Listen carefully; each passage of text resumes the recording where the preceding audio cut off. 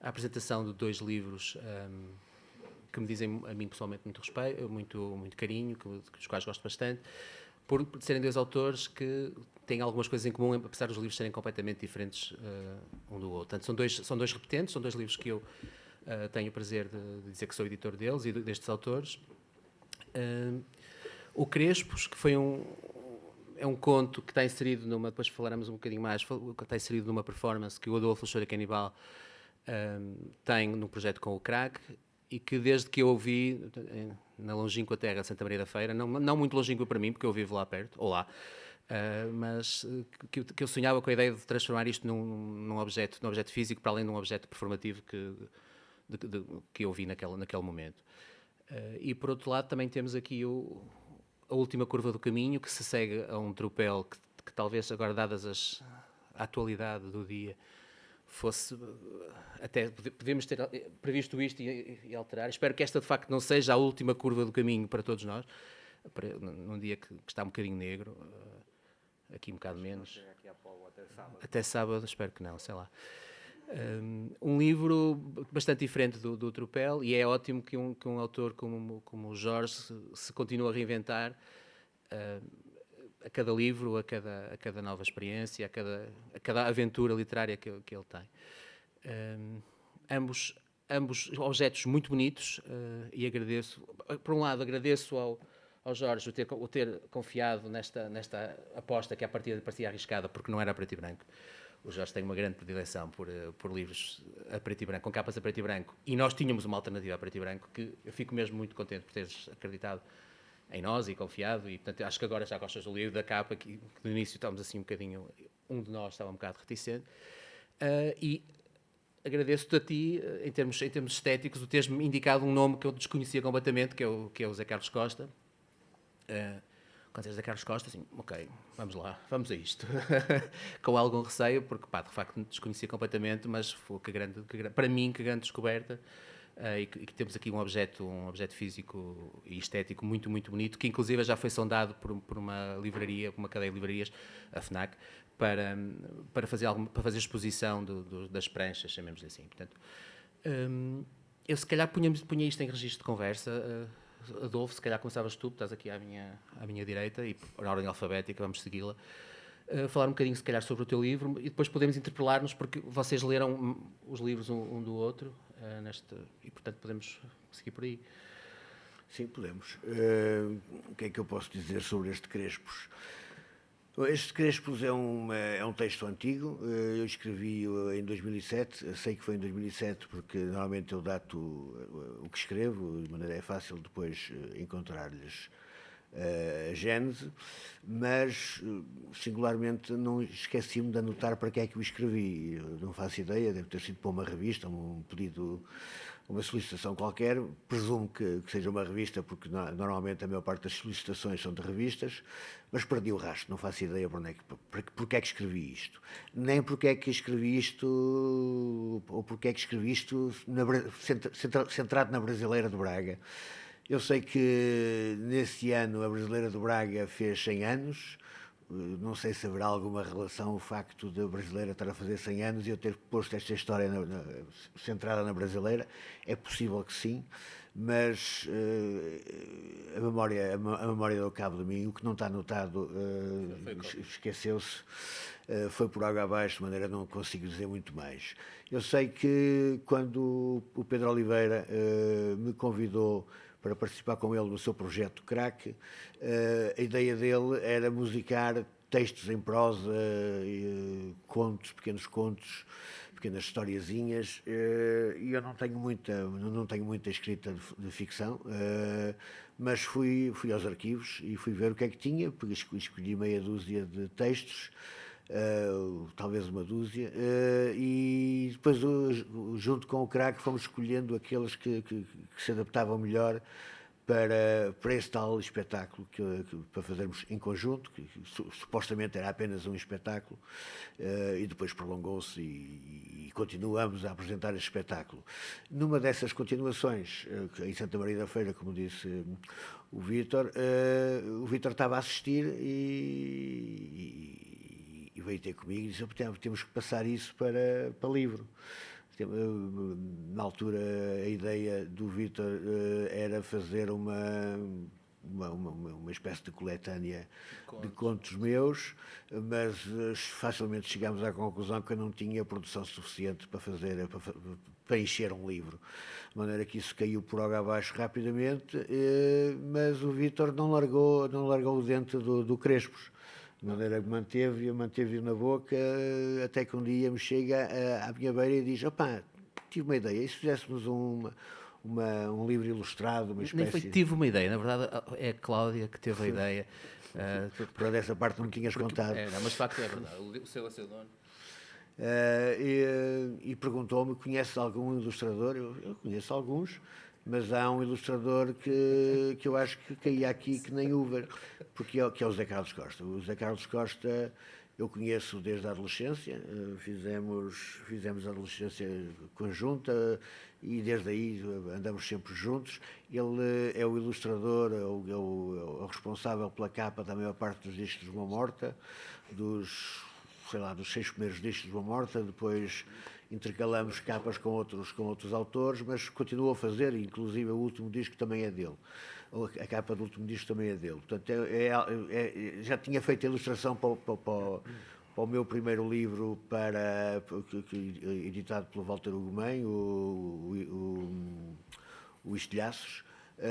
Portanto, era alguém com quem eu me relacionava muito bem, que tinha grande confiança e que gostava muito esteticamente. E propus ao Vítor: olha, eu conheço um que eu acho que funciona, que é o Zé Carlos Costa. E o Vítor: não conheço. E eu disse: opá, podes confiar. E ele confiou.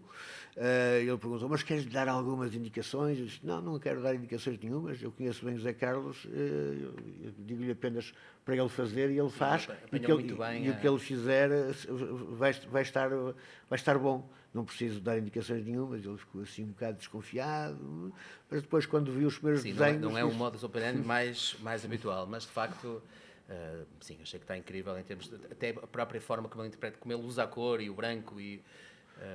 sim, não era fácil ilustrar a história, porque é uma história estática. É um personagem que não sai do sítio. Aliás, a sua característica é exatamente o facto de não sair do sítio. Tudo muda à volta dele, mas ele está sempre no mesmo sítio. E era difícil, em termos gráficos, trabalhar essas indas e vindas do passado e do presente. E ele trabalhou muito bem exatamente através da cor. E mesmo o próprio envelhecimento do personagem que vai acontecendo, apesar de ele não sair do sítio, há um envelhecimento que se nota na sua facies. E isso está bem trabalhado. Ele pegou bem na forma como havia de caracterizar essa passagem. Vou pegar aqui na tua deixa do envelhecimento e vou fazer uma de Carlos Daniel a cortar os partidos pequenos, que foi incrível, e passava para o teu livro. Falar em envelhecimento, vais falar com a pessoa certa. Se calhar não. A última curva de caminho trata o personagem principal é precisamente alguém que está numa fase avançada do seu processo de envelhecimento e que está a refletir um bocado sobre o passado e tem aqui também esta questão do tempo muito presente, não é? Se calhar podemos falar um bocadinho sobre... Eu até estava a pensar em encarnar o personagem, na verdade, porque, como sabem, eu já apresentei muitos livros nas correntes e fiz questão que este livro fosse apresentado aqui, mas porque as correntes têm uma organização excepcional, mas eu para fazer de velho ranzinza vou ter que protestar porque as cadeiras estão-nos a sujar as calças, estão-se a desfazer, não sei.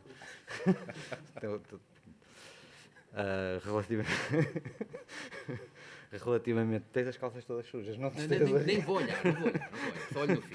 Não te estejas a rir que as tuas também estão sujas. Nem olho. Sim, este livro primeiro para mim é uma experiência completamente nova. O envelhecimento, é exato. A absoluta degenerescência das cadeiras. Este livro para mim foi uma experiência completamente nova, porque os meus livros normalmente correspondem a alguns meses de trabalho e este livro corresponde a 11 anos de trabalho, ou seja, desde que eu comecei a trabalhar nesta história, fui publicando outros livros pelo meio e este foi sempre ficando como reserva territorial para um dia mais tarde lhe pegar.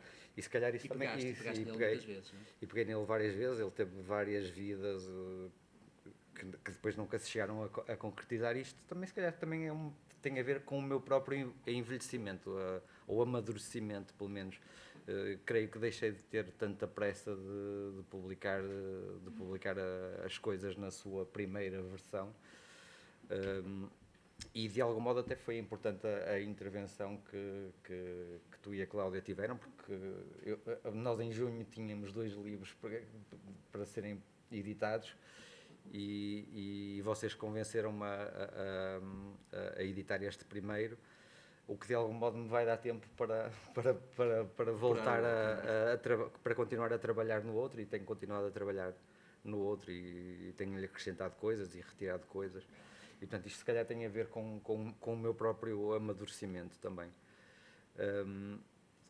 Depois, este livro nasce de um conjunto de memórias familiares. O Cricas é mesmo um dos meus antepassados. Uma história que a minha avó materna me contou muitas vezes, em refeições de domingo. E nesta última versão do livro, as minhas memórias familiares passaram para o professor Nicolau Coelho, que é um senhor com 80 e muitos anos, e que, pela idade que tem e pela doença que tem, que nós nunca chegamos a perceber qual é a doença que ele tem no livro, mas pelo seu estado debilitado está a viver os seus últimos meses na vila que foi a vila da sua infância, à qual ele regressa para viver estes últimos meses. E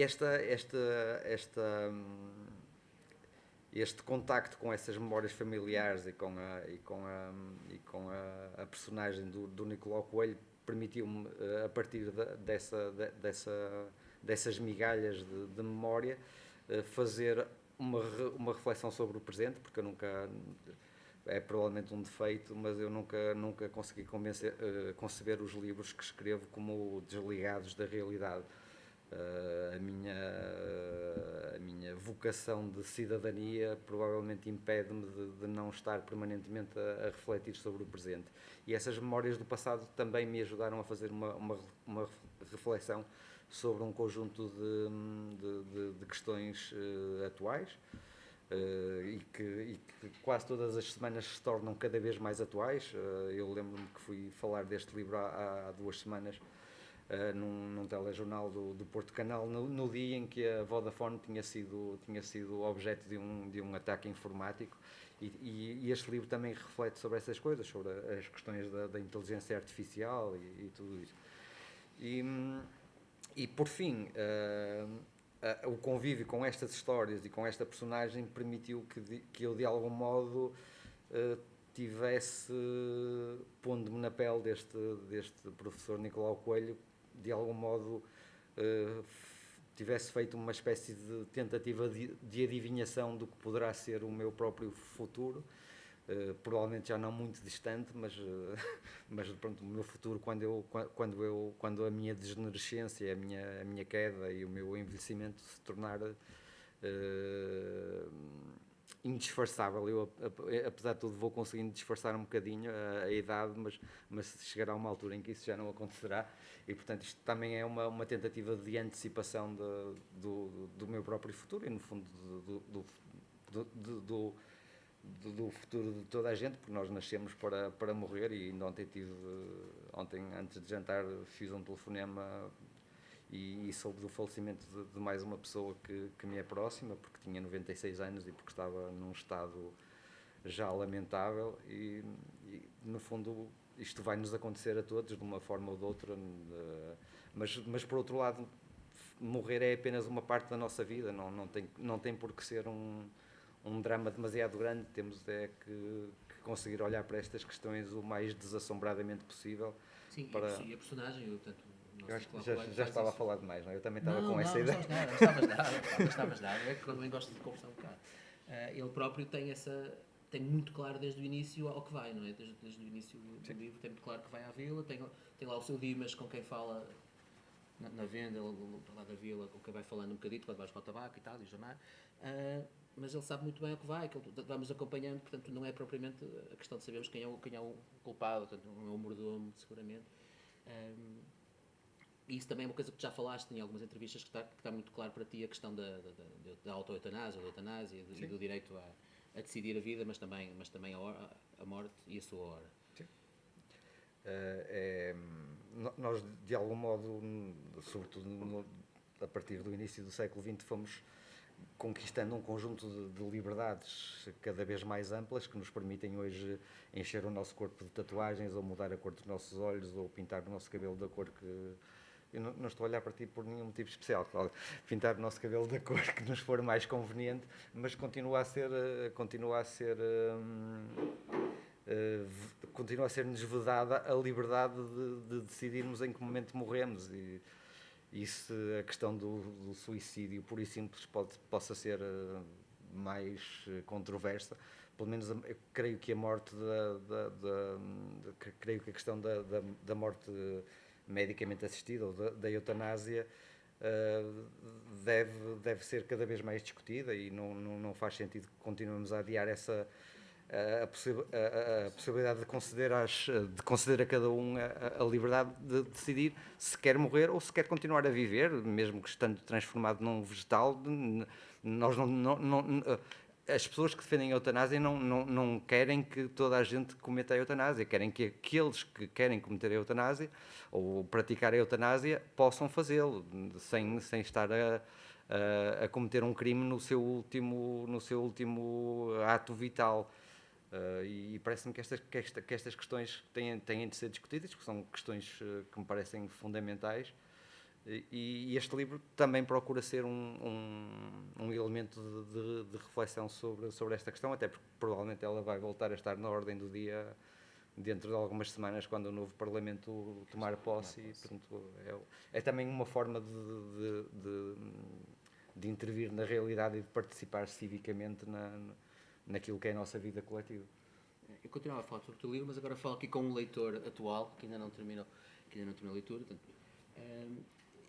não sei se concordarás comigo, este livro, em particular este livro, tem um ritmo lento, claramente, é um elogio da lentidão, no que isso tem de bom. Fez-me lembrar um livro que li há muitos anos, que é do Sandor Márai, As Velas Ardem Até ao Fim. Não sei se leste, mas na altura marcou-me assim muito, porque é um monólogo de fim de vida, de um caçador, a se atropela aqui a meter-se no caminho. Mas paradoxalmente, pelo menos eu senti assim, não sei o que é que tu achas o mesmo, Adolfo, esta alternância de tempos narrativos, embora nenhum deles seja assim uma grande ação, grandes correrias, dá-nos um dinamismo na leitura que te faz sempre, não sei, eu senti isso, e é dos melhores elogios. Uma das coisas que eu não acabei ainda o livro, portanto não posso ter uma visão fechada e final, sim. Mas o que me agrada muito eu estou quase no fim, de qualquer modo, o que me agrada muito no que tenho estado a ler é exatamente esse facto, o facto do personagem ter ido para o campo, portanto ter entrado nesse tempo do campo, que é um tempo lento, é um tempo de tédio, onde não acontece nada, né?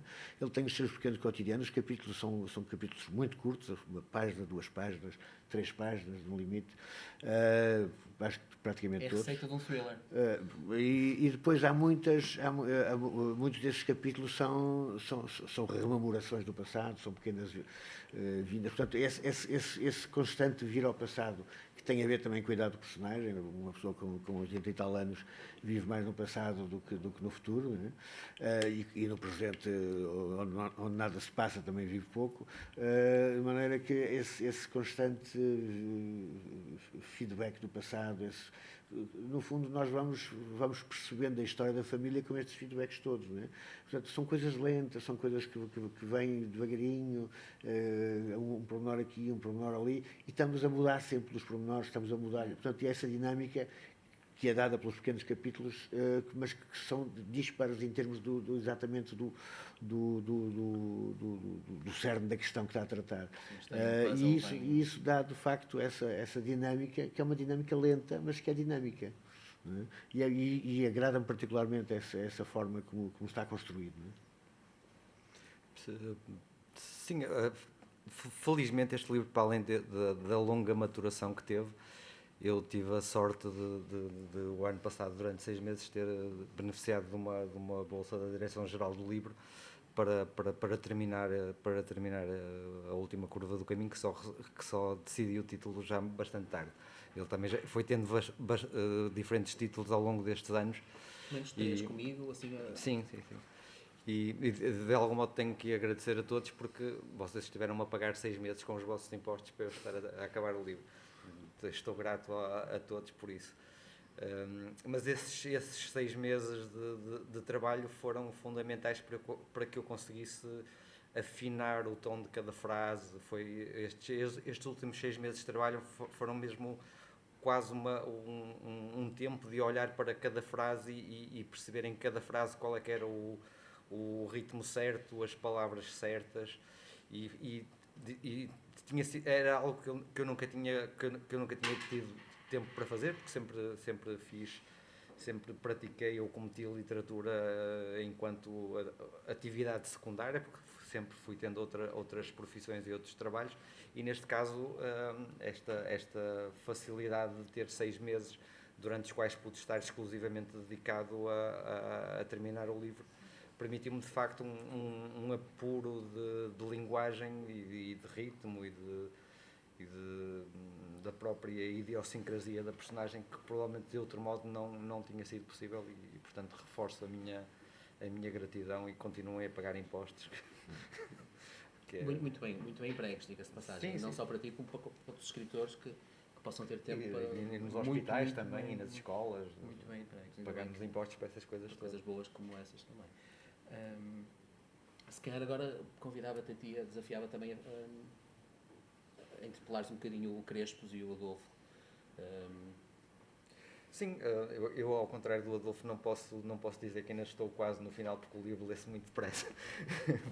Li o livro mesmo muito rápido, e na verdade aquilo que mais me surpreendeu, provavelmente por vontade do próprio autor, foi o final quase surreal que o livro tem.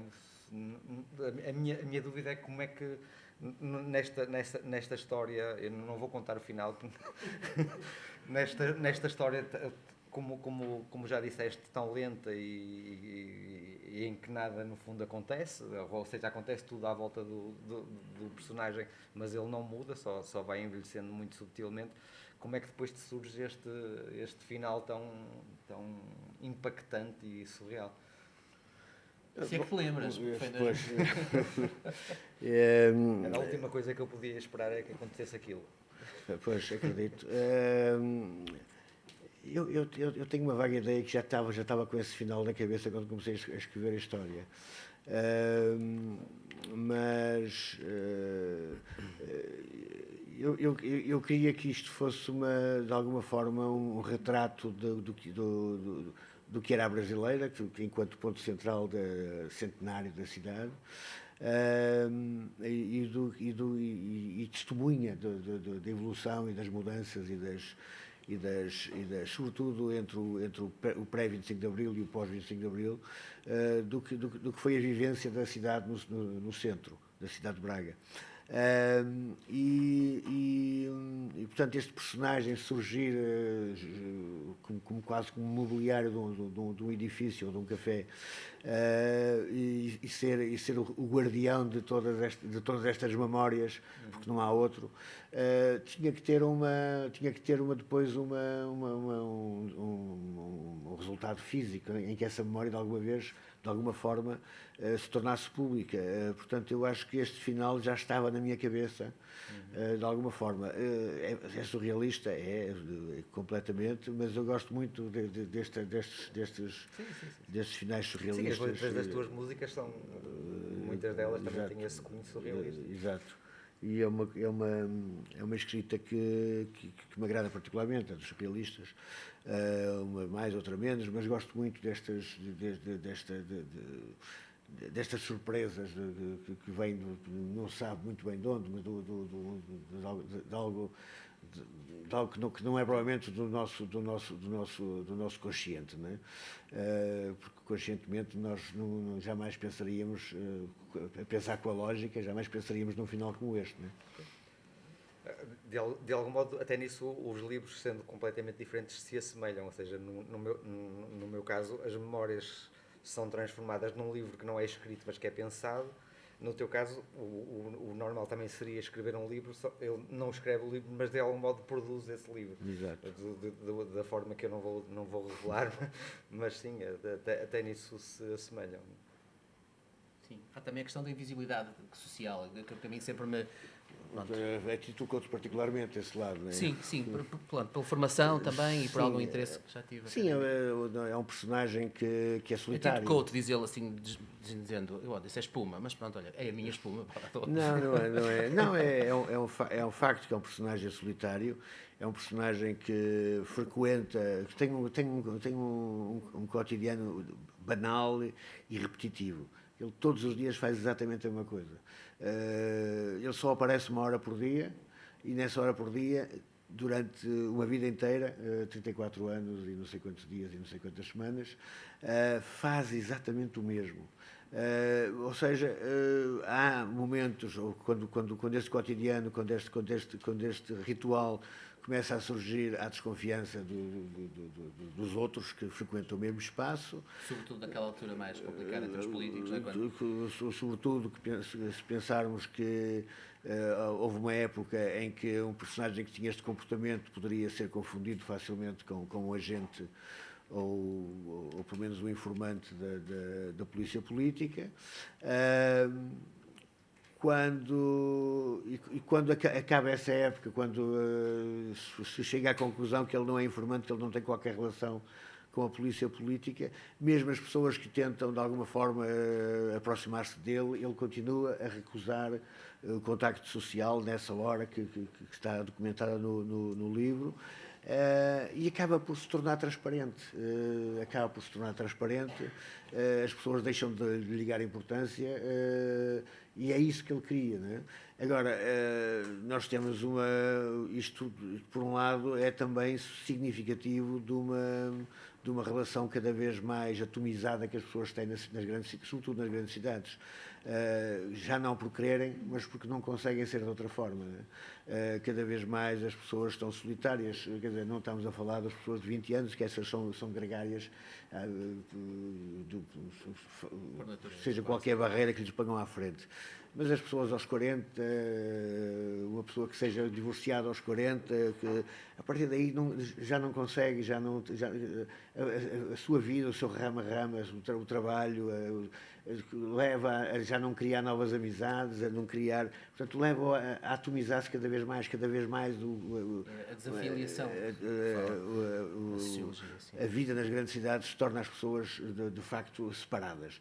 E isto é também um espelho desse vazio e dessa invisibilidade que as pessoas acabam por ter, não por quererem, como é o caso do Crespos, mas porque as circunstâncias assim o determinam.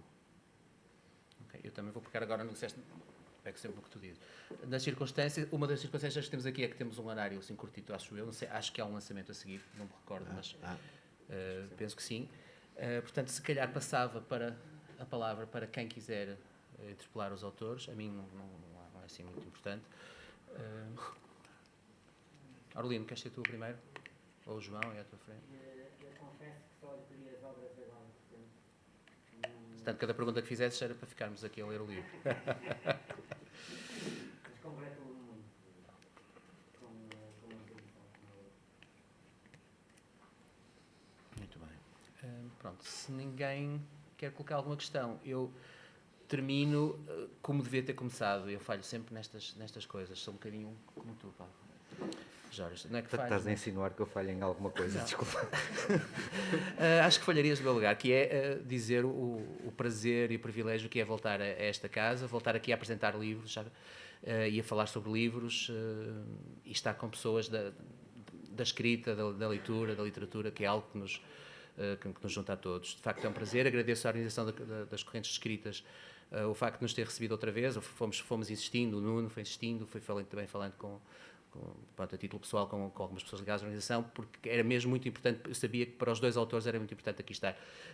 O Jorge, desde o início, portanto, nós apesar de termos lançado o livro já há 2 semanas, o livro está há 2 semanas no mercado, esta é a primeira apresentação formal, fizemos uma online para assinalar a data oficial de colocação no mercado, mas fizemos mesmo questão de atrasar a primeira sessão para ser aqui. E o livro do Adolfo Crespos está hoje no mercado. Nós aqui antecipamos um dia o oficial de colocação no mercado e também é, pronto, obviamente, a primeira apresentação. Uma última coisa que vocês têm em comum com os vossos livros é que ambos os livros, no dia 4, serão apresentados noutros locais. Agora já cada um seguirá a sua vida, a sua vidinha. Estaremos a apresentar ia dizer o tropel, mas não é o tropel, a última curva do caminho, que é um tropel à sua maneira, no Norte Shopping, no dia 4, e nesse mesmo dia estaremos na Brasileira, que também, isso aí foi uma questão minha, portanto, fizeste questão de ser aqui, e eu achava que era muito importante irmos à Brasileira, e eles aceitaram o desafio, portanto faremos lá o primeiro lançamento, também no dia 4, quase meia hora de distância, que é para eu conseguir estar nos dois lados, o que será espetacular. Obrigado a todos e boas leituras. Até breve. Obrigado.